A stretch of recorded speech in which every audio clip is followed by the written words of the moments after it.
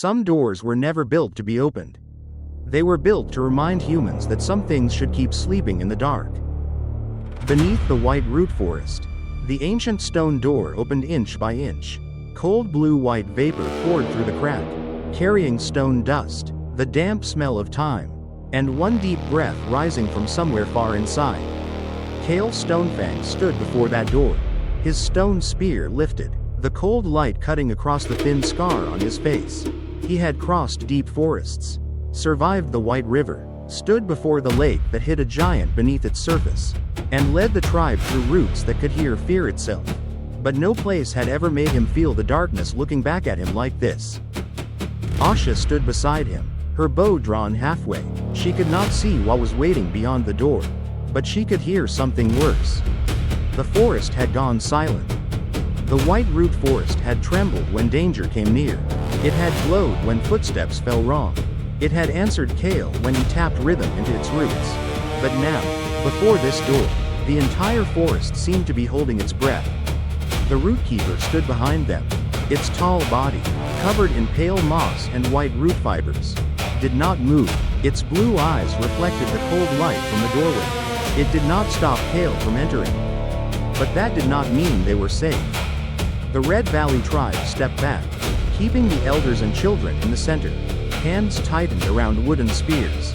Tired eyes stared into the darkness ahead as if they were staring into the mouth of some enormous beast. On the stone door, 3 symbols began to show beneath the ancient moss: the sun, the lake, and a giant tooth. The sun had led them to the lake. The lake had led them to the forest. And now, the tooth was leading them into the place the ancient ones had locked away. The Red Valley chief trembled when he saw the tooth symbol. His old face went pale. He did not speak, but his eyes said enough.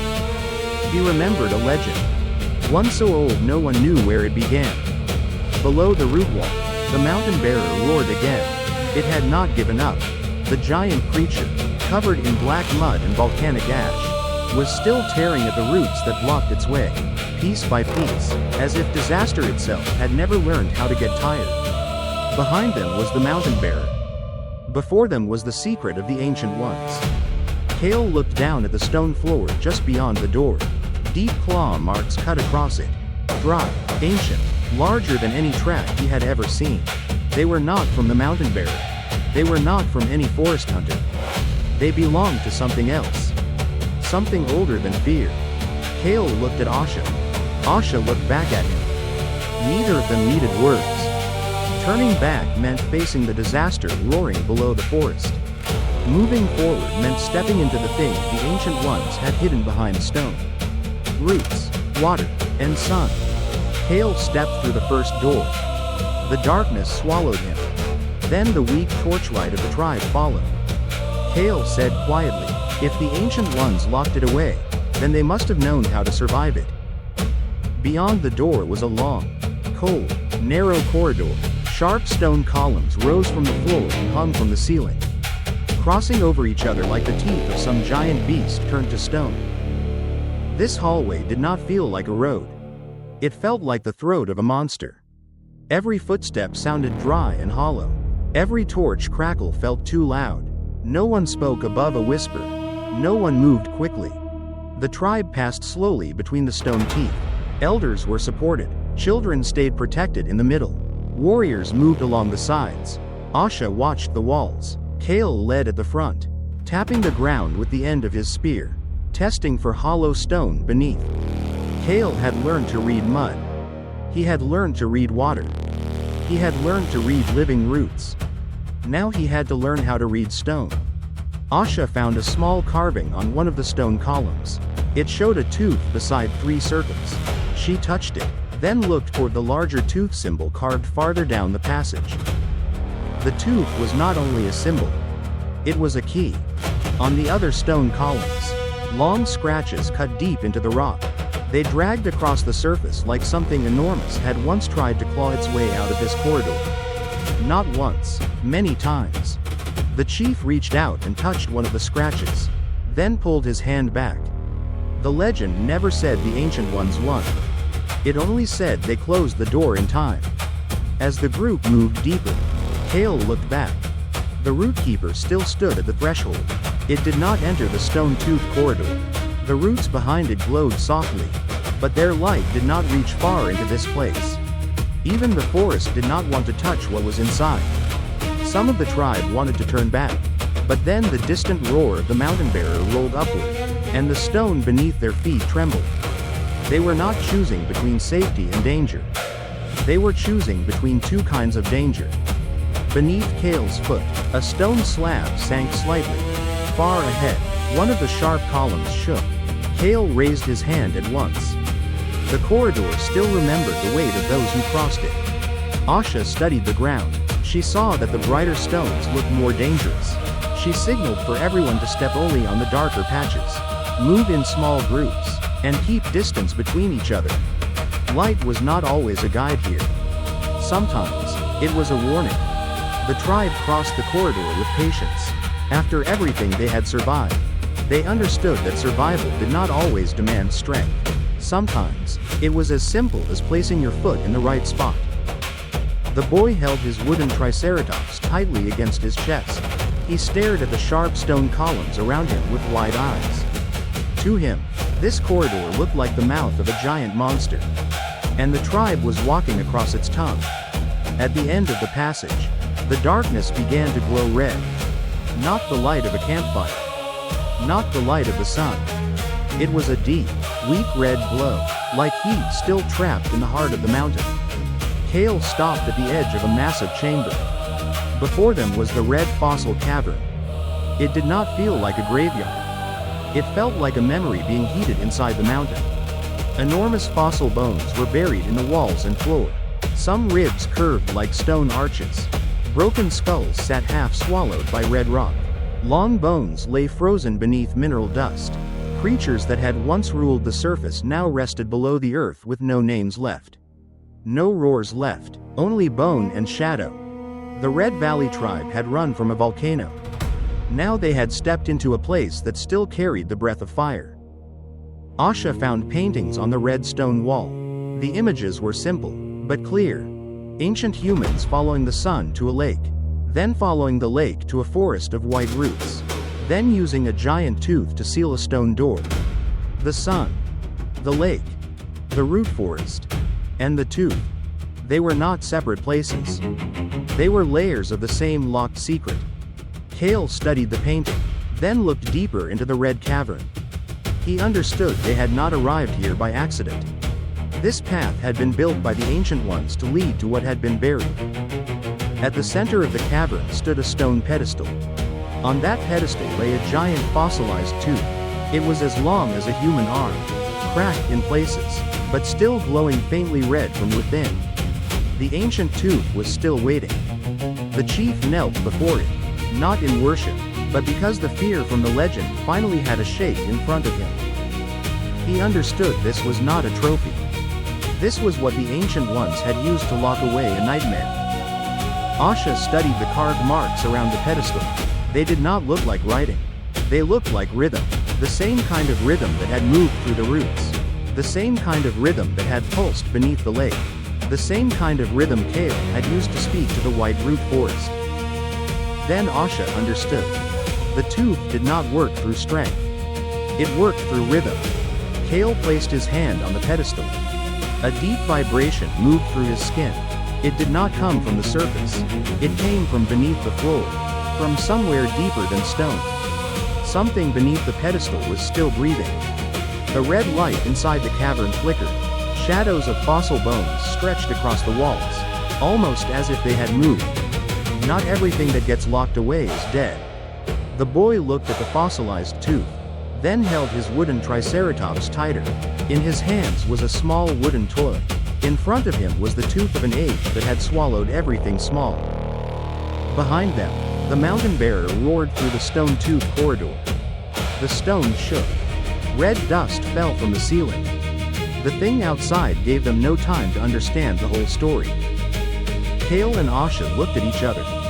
They knew that to survive, they would have to use the very thing the ancient ones had feared.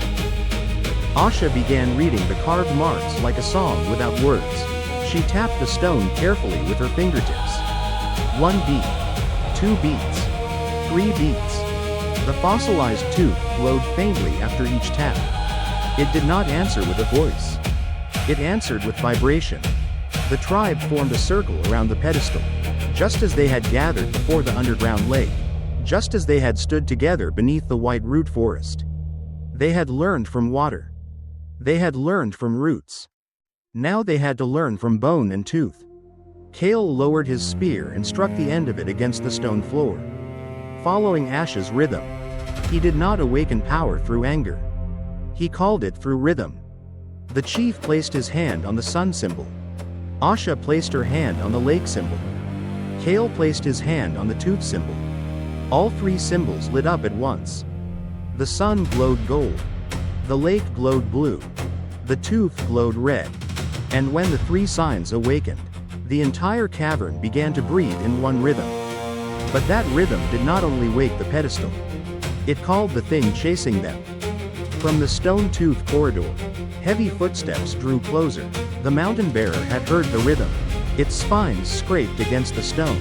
Its breath rolled through the passage like thunder. Asha realized the danger. Every language carries a risk. The same call that reaches one power can summon another. But Kael did not stop the rhythm. He signaled for the tribe to move to the sides of the cavern. Elders and children were guided behind safe stone outcrops. Warriors held their places but stayed clear of the center. The path from the stone tooth corridor to the pedestal was deliberately left open. Sometimes, the most dangerous path is the one opened on purpose. The ancient tooth vibrated harder. Red light flowed through cracks in the floor like hot veins. The tooth was not a weapon. It was the memory of the thing that had once carried it. Beneath the red stone floor, a massive shadow moved, not a real body, no flesh, no blood, just a memory strong enough to make the ground tremble. And when memory becomes strong enough, even disaster has to listen. Kael stood before the pedestal, spear in hand, eyes fixed on the corridor. Once again, he did not run from disaster. He invited it to the one place it did not understand. The mountain bearer appeared at the mouth of the red fossil cavern. Its massive body was covered in black mud and volcanic ash. Its jagged spines scraped against the stone. Rage burned in its eyes. It roared before the glowing pedestal. And disaster stepped into the cavern of the tooth. Now, between Kael and the mountain bearer, there was more than stone. An ancient memory was wakened. Asha kept the rhythm. Her hands trembled, but each beat stayed steady. She knew that if the rhythm broke, the trap would break with it. Kael struck his spear against the ground and called the beast forward. Come closer. Red cracks spread beneath the mountain bearer's feet. The cavern did not attack with claws. It attacked with the memory of the ground. The mountain bearer stopped. For the first time, confusion entered its eyes. The creature that feared neither forest nor stone began to fear what it could not see. On the cavern wall, the red light formed the shadow of a colossal ancient creature. Larger, older, more terrifying than anything the tribe had ever known. It had no real body, no real claws, but its shadow fell over the mountain bearer like a living memory. The past stood up on the stone wall. The tribe saw it and understood. The tooth was not waking the beast. It was waking the fear of another beast. The chief stared in silence, his eyes wide. He understood the missing part of the legend. Even disaster had once known something that could make it step back. Kael saw the mountain bearer's second limit. It did not only fear deep water. It feared a memory older than itself. Asha increased the rhythm. The beats grew faster, heavier, more urgent, like the footsteps of an extinct creature returning through time. The ancient shadow grew larger. The mountain bearer stepped back. The stone cracked beneath its weight. For the first time, disaster retreated without water touching it. Kael immediately signaled the tribe toward a side passage behind the pedestal. Asha found a narrow opening hidden between fossil ribs and red stone. It was not there by accident. The ancient ones had not left only a trap. They had left an escape for those who knew how to read it. One by one, the tribe entered the passage. Elders were helped forward. Children stayed protected. The boy still held his wooden triceratops tightly in both hands. Hope was small enough to fit inside a child's hands. Kael stayed near the pedestal until the last person had gone. He was always the last one to leave danger. Then Kael backed into the side passage. Behind him, the mountain bearer still roared inside the red cavern. The ancient shadow still covered it, but it was growing weaker. The trap had only bought them time. And time always has a price. The side passage did not lead them outside. It led them deeper into the secret. The red light slowly faded into silver gray. The stone walls were covered in small tooth symbols. Asha touched them as they moved and understood that the tooth had not sealed away only one creature. It had sealed away an age. More paintings covered the walls. Colossal beasts hunted one another beneath a red sky. Long before humans had names for fear. Long before the tribe knew fire. Long before darkness became something people could explain. Before humans learned to fear the dark, the world had fears of its own. The passage opened onto a high stone balcony overlooking the red fossil cavern. From above, the tribe looked down at the mountain bearer below, still held back by the shadow of ancient memory. But memory could not hold it forever. Kael climbed onto the balcony last. As soon as he reached the ledge, the pedestal below shook hard. The fossilized tooth cracked. A sharp sound cut through the cavern. The chief saw the crack and froze in terror. Some locks, when used the wrong way, become keys. Asha searched the side passage and found another symbol high on the wall. A second door above the red cavern, marked with handprints and root lines. The Ancient Ones had prepared another layer of the lock. Ahead of them stood a smaller stone door. It had no tooth, no claws, no hunting beast. Only hands. And roots. The second door did not open with a tooth. It opened with the hands of the living. Kael, Asha, the chief, and the tribe placed their hands on the carved prints. One hand was not enough. Two hands were not enough. Many hands had to touch the door together. The Ancient Ones had not trusted the strongest warrior. They had trusted the hands of the whole tribe. Silver blue light spread through the handprints. The second stone door trembled, then slowly opened. Cold wind moved through the crack, carrying the faint sound of distant water. When the whole tribe touched the past, a new path opened. Kael looked back down into the red fossil cavern. The mountain bearer was regaining its fury.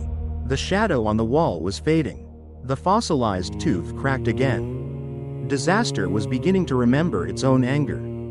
The tribe moved through the second door. Beyond it was a massive blue-gray corridor. Giant fossil bones were fused into the walls, curving like ribs. The passage stretched so far that the torchlight could not reach its end. They had entered the spine of the mountain. Here, stone, bone, and memory were no longer separate things. Asha looked back and saw a red crack crawling after them from the direction of the red fossil cavern. Red light moved through the stone like a waking vein. What they had awakened behind them refused to stay behind. The tooth had called a memory. But memory can call its owner. Kael, Asha, the chief, and the tribe stood in the spine of the mountain. Behind them, the red light was spreading. Ahead of them, a weak white glow waited far in the distance. No one knew if that light was an exit or another trap. Behind them was something waking. Ahead of them was a light that might not belong to the sun. Kael lifted his spear and looked toward the distant white glow. His face was covered in stone dust. His eyes were sharp, cold, and thoughtful, but no longer alone. Behind him was the tribe. Beside him was Asha, and behind them all, an ancient breath was growing louder. Kael said quietly, "If the mountain has a spine, then it also has a head." The view moved down the long blue-gray corridor, past giant fossil ribs fused into stone, toward the weak white light waiting at the end. Behind them, the stone began to break. An ancient breath rose from the darkness. And somewhere ahead, beyond bone, stone, and memory, the head of the mountain was waiting.